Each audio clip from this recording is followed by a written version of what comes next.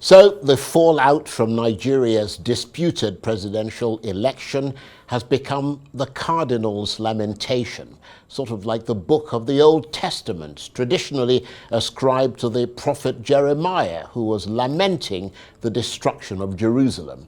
And traditionally, when the faithful gather to read the scroll of Lamentations, it is a day of unrelenting sadness, a day to mourn the many evils that have befallen the eternal victims. In this case, at least in the eyes of John Cardinal Onayekon, the Nigerian people and the shattering of their electoral hopes. And so for him, after that ill-fated election and the subsequent donning of sackcloth and ashes, the time for atonement is here. And in that regard, it doesn't make sense to swear in people when there are issues to be settled in court, issues that have to do with legal challenges and the legitimacy of the electoral process. Well, he may well have a point.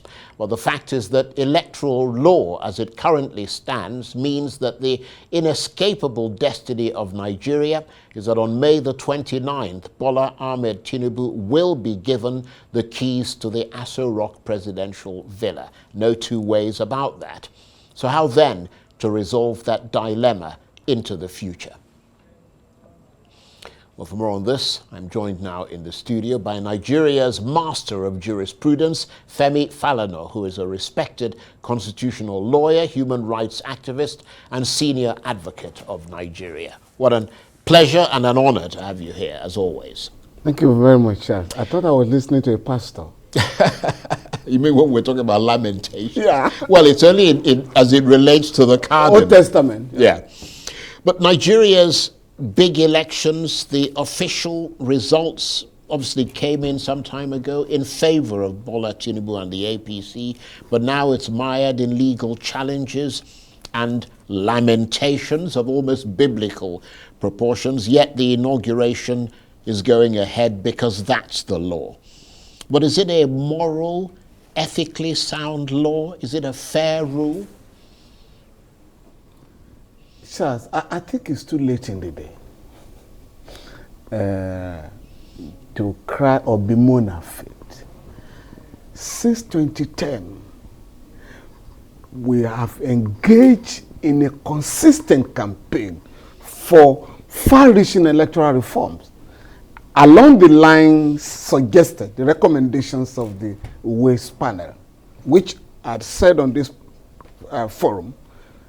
Those recommendations were adopted by the panel set up by President Jonathan following the crisis that attended the 2011 presidential election. Yaradua. Yeah, no, it was Waste panel was set up by President Yaradua. Right. President Jonathan set up the Ahmed Lemu panel, right, which adopted the recommendations of yes, I see what you mean. Yeah. Ways wholesale. Again, President Buhari set up the Ken Namani panel, which also adopted the basic recommendations of the Ways panel. Yeah. But to master the political will, to implement these recommendations have always been the problem. Because the people in power want to take advantage of the loopholes in the law, including those who are complaining now. And if you look at the dramatis personae, which of them has not enjoyed what we are criticizing now? Governor Bola Tinubu, Vice President Atiku, Peter Obi, in fact more than anybody, had their elections challenged. And when those elections were challenged, they were in power. President Obasanjo and Vice President Atiku in 2003 and 2007, when they were challenged by candidate General Muhammadu Buhari, they were in power. In fact, in 2003, the election petition did not end until 2005. Now, the case of Peter Obi is more interesting. Here was a guy who was kept out of power for 3 years. He won election in 2003. But INEC declared that Dr. Chris Ngige was the winner of the election. So the petition was contested for 35 months, almost 3 years. And in fairness to Governor Obi, after the verdict of the Court of Appeal, said, well, I better go to the office to complete, to spend whatever is left of the term. And I said, no. I roared like a lion in Lagos. No. Your opponent had no term of office because his election had been annulled. So you can't complete his term of office. So you are going to start your own 4-year tenure the moment you take your oath of office. Every lawyer said I was talking bonkum. But later, he took advantage of my position and fought the matter from the High Court to the Supreme Court. And the Supreme Court made a point that your 4-year tenure commences the day you are sworn in. So I think I was, I was discussing, I think sometime last year, I asked Governor Obi, you took advantage of my advice. You haven't paid me. And you don't pay me. I like that. It was a public duty. He didn't buy you a bottle of champagne? I'm disappointed. No, you just said no. You were rendering a public service. Yeah, of course. But after that, in 2007 again, 2009, Obi won the election. Andy Uba went to court to say, whereas in 2007, INEC had conducted an election, which was illegal anyway, and he said he had won. Therefore, my term of office, was kept in the cooler. So what are you talking about? Again, the battle went up to the Supreme Court. Governor Obi was in office. At the end of the day, the Supreme Court upheld, and decided that the election the gentleman was talking about was illegally conducted. Dr. Dachi Ahmed won election to the Senate in 2011, I think under the platform of CPC. His opponent, former Governor McAfee, went to court and was in court for almost a year. He eventually won, and Dr. Dachi Ahmed, who had been in the parliament, was then asked to vacate because it was proved that he didn't win the election. But he had spent about a year in the parliament. So this is the position. What the respected Cardinal Onayeka is talking about is what in law we call delege ferenda as opposed to delege. What the law is as opposed to what the law should be. For me, I've always believed that all election petitions should be concluded before the inauguration of an incoming government. But again, this time it's not limited to the president-elect. All the governors who have been elected, including the LP Labour Party governorship candidate and governor-elect in Abia State, will be sworn in. All the legislators who have been declared winners of the election on the platform of PC, APC, PDP, Labour Party, and all of them will also be inaugurated on the 29th right. But for the benefit of our audience who may not know these things, what is the law as it stands today with regard, for example, to the presidential now, tribunal? I mean, there are different time frames for each level, aren't there? By virtue of Section 285 of the Constitution, election petitions shall be heard by our courts and determined within a period of 180 days. That's 6 months.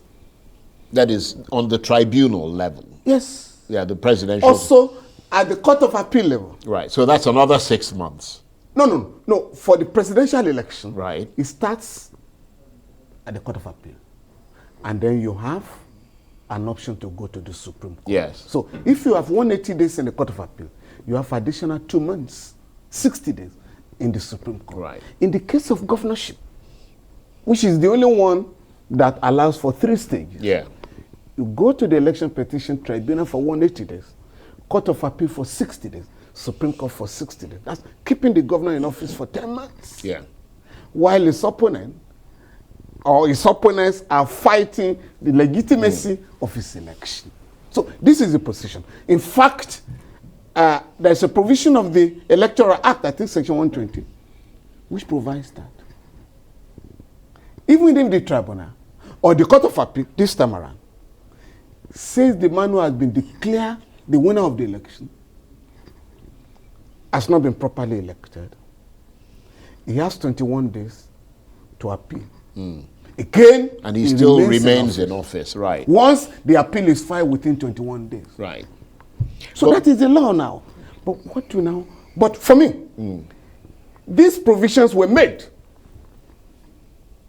when nobody thought we were going to have electronic voting, likely. Right. In other African countries, and this is very sad for us, in 2017, the Supreme Court of Kenya decided the election petition, presidential election petition, within 14 days. And I drew the attention of Nigerians to that development. I wrote a piece, which was widely circulated in the media, entitled Electoral Justice in Kenya and Nigeria.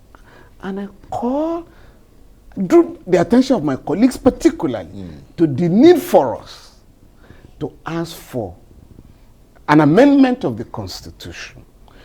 Because in other African countries, even Ghana here, the challenge of the presidential election is only taken at the Supreme Court. In Kenya, it's the same thing. You don't begin at the Court of Appeal. Two, yeah, so it goes straight to the Supreme Court. Yeah. In most other African countries, you have constitutional courts. These petitions go to the Constitutional Court, which these courts have 14 days to conclude the election petitions. At the time, the Constitution provided for 6 months. Nobody thought we're going to have the use of beavers machine or transmission of election results to the central server of INEC. So if we make the system to work, right? For me, all you need will be the reports of the beavers machine that has captured accreditation and the results that have been uploaded to the IREV. To the IREV. But what if you have those two reports, you're pretty much sorted. You can even have the petition decided in 14 days. Yeah, but what I don't understand, but the fact though is that the 6 months is the limit.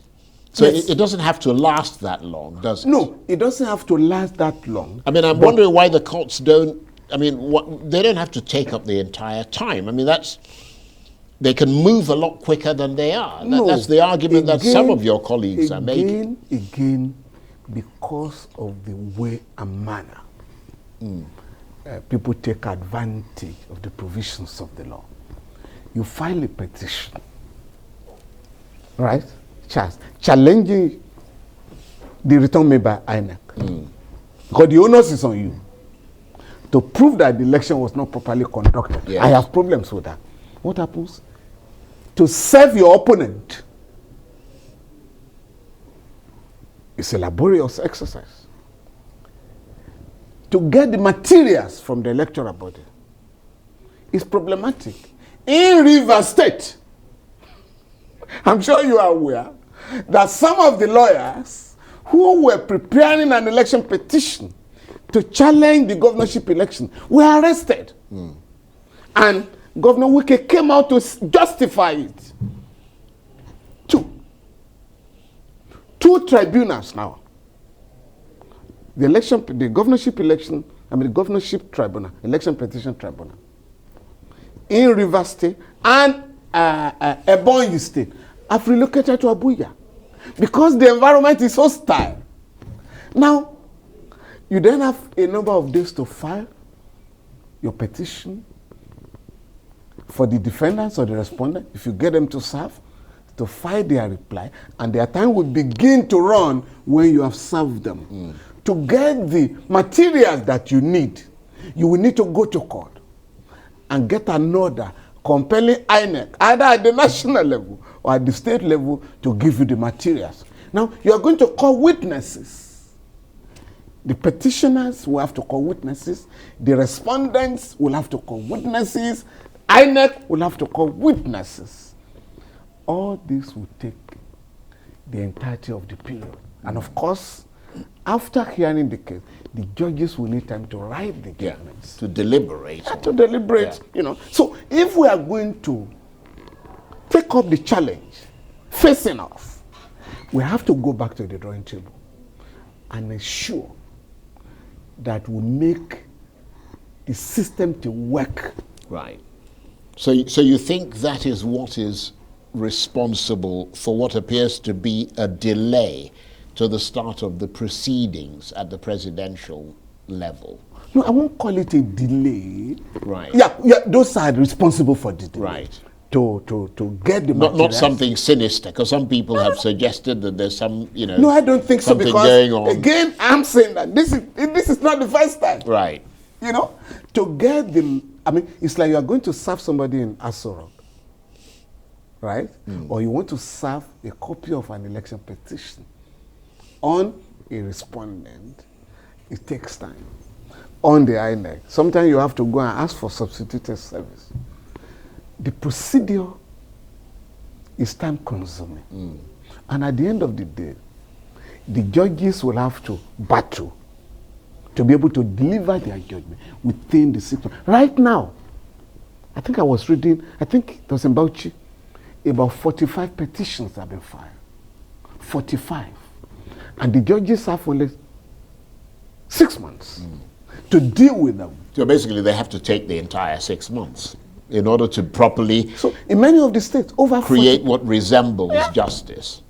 over 50 petitions have been filed. Yeah. And again, as I've said before, Nigeria records the highest number of election petitions in the entire world because we have refused to make our system to work. But what I don't understand is that, I mean, you were one of the people who over time pushed for electoral reform, Yep. and are still pushing for Yes. it. That's why you had this new Electoral Act, Yes. 2022, that was brought in. What is it that prevented the Waste Panel report from being incorporated into it, as far as this part of it is concerned? I mean, when it was clear that it would significantly restore credibility to the electoral process and usher in sort of free and fair elections in Nigeria. I think, unfortunately, the man who set up the panel, that's the electoral reform panel, the late Yaradua, could not implement the provisions. Yeah, but I'm wondering why it wasn't incorporated into the Electoral all the Act. other regimes, successive regimes, have preferred to retain the status quo because they profit from it. Right. Yeah.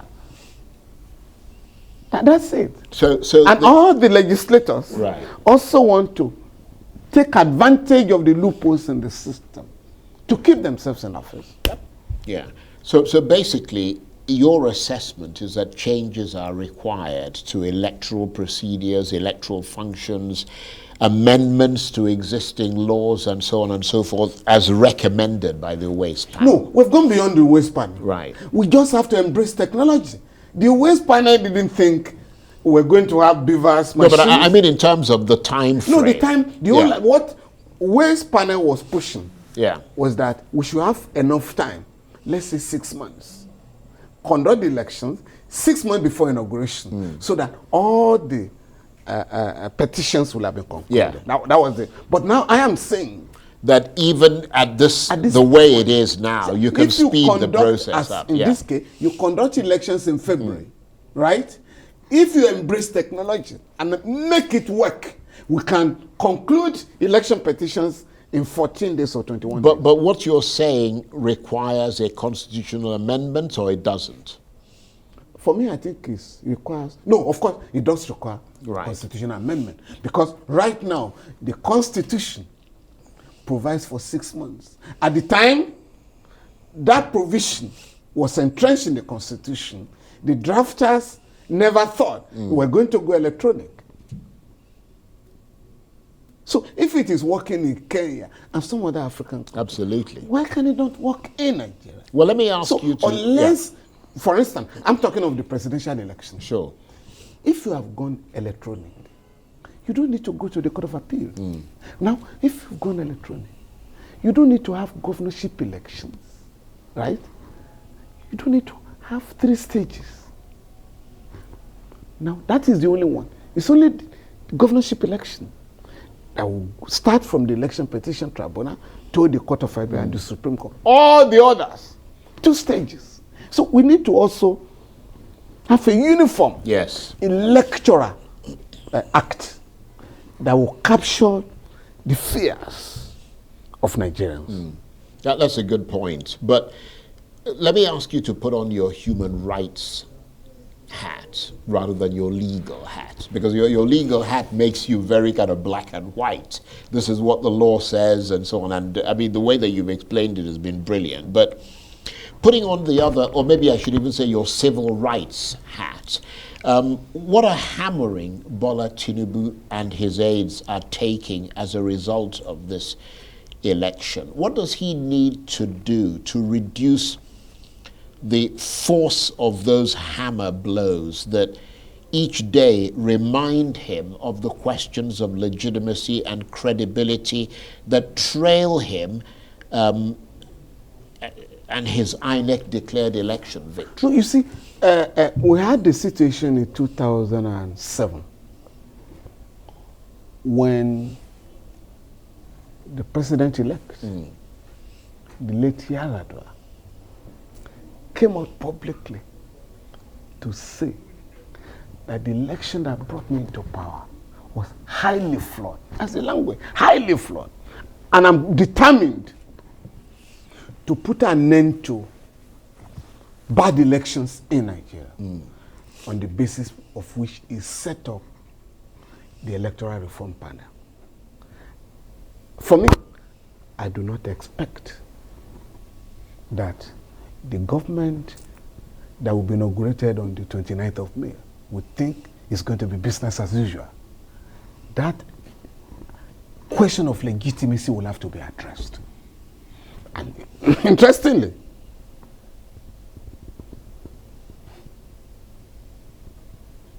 Senator Bola Tinubu set up a committee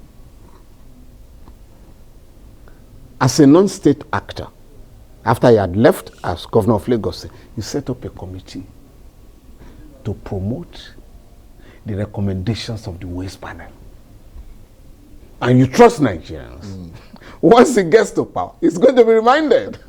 This was your position. You're certainly reminding him. This was your position. Right. Incidentally, it was Alhaji Lai Mohammed that headed the body that was campaigning for electoral reforms, as recommended by the Waste Panel, Let me just say that it's a perverse world, isn't it?